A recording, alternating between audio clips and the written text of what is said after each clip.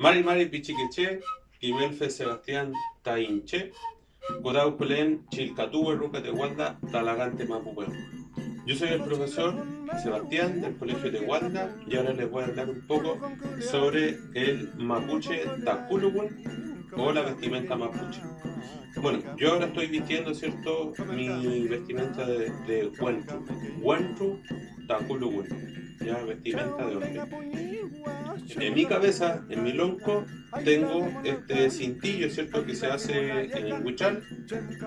Se llama charilonco, que en mapudungún significa atar la cabeza, ¿ya? Mientras que esta manta se le llama macún, ¿ya?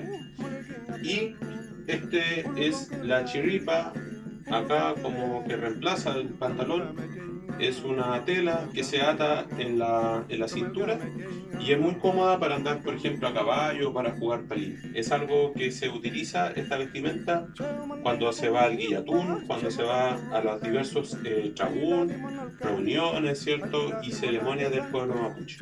Ya también se puede complementar con los distintos ayecahue.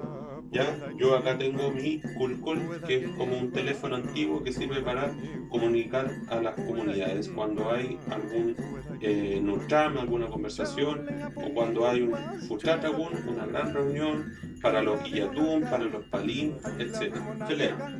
Mientras que las mujeres utilizan distintas joyas, ya distintas vestimentas. Este es un paño que se llama unolonco, que se ata en la cabeza, ¿ya?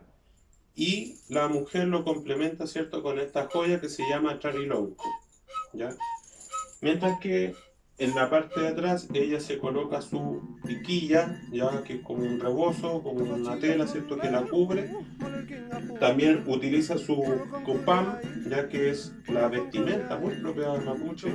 También su faja, que se llama charigüe. Cuando la mujer, un mapuche somos, cuando se coloca su biquilla, lo puede atar con esta joya que se llama trapela pucha, ¿ya?